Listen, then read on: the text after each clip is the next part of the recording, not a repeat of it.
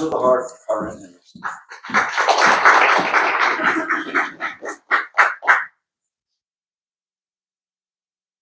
When I was a teenager, my mother's favorite song was, "You Gotta Have Heart."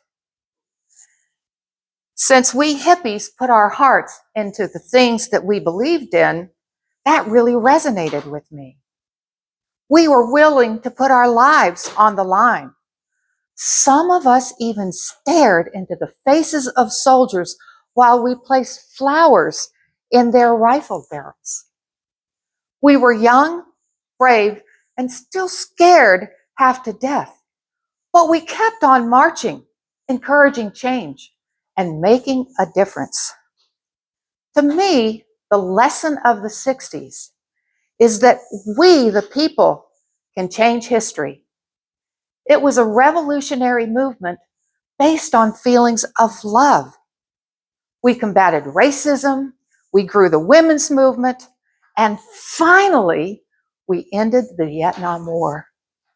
Looking back, it's amazing how much we accomplished. Yet none of these changes could have happened without the engagement of millions and millions of hearts. Speaking of hearts, did you know that the magnetic component, your heart's electromagnetic field, is the strongest field produced by your body? The magnetic component of your heart's field is 5,000 times stronger than the field produced by your brain. Your heart is constantly communicating with every single cell in your body. And while it's at it, it's communicating outside to others. Research scientists have proven that the heart, cell phones, and radio stations use electromagnetic fields to transmit information. Our heart is transmitting all the time, and human tissues don't stop it. The scientists have shown that by using the proper instruments, your heart's magnetic field can be measured up to 10 feet away from your body. That was surprising. Well, there's another important fact. When you touch another person, the electrical energy generated by your heart ends up showing up in their brain waves. Imagine that. Your heart rather, affects the other person's brain.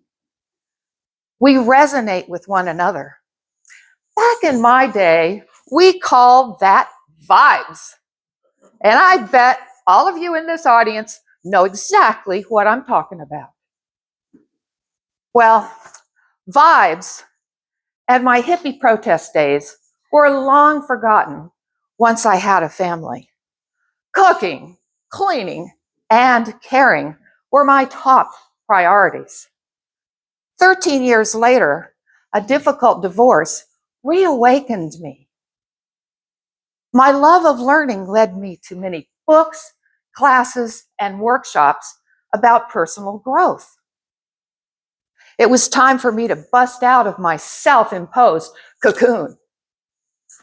Luckily, one of the courses I attended was NLP, which stands for Neuro-Linguistic Programming. Fortunately, my teacher was Richard Bandler, one of the two founders of NLP. After he spent hours going over all the basics, then he had us face a partner and do some exercises. He guided us to close our eyes and then picture a time in our lives when we felt the most love that we'd ever felt. Immediately, I pictured my infant son, Mark, being rocked and cradled in my arms, and I was just overwhelmed with feelings of love. I pictured that and followed his instructions as he told us to make that picture 10 times bigger and 10 times brighter. And then imagine the love that we were generating coursing through every vein in our body. He had us do that 3 times 3 times, making it bigger and brighter.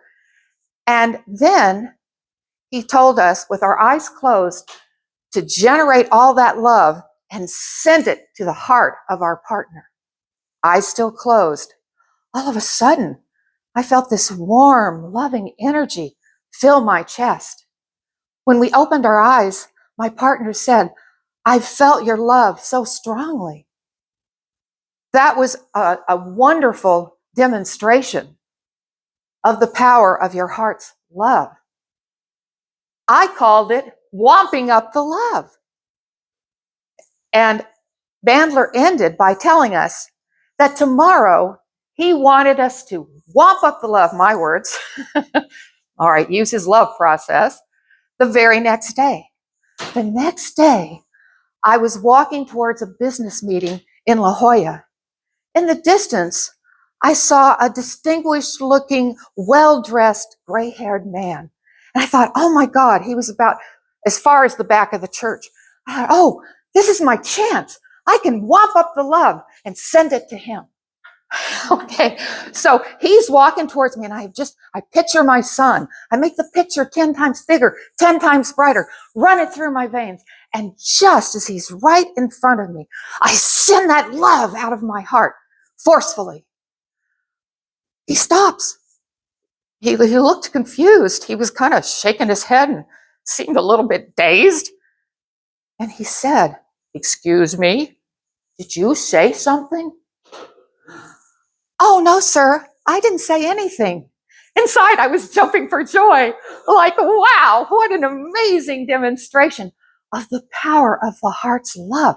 It literally stopped him in his tracks. Wow.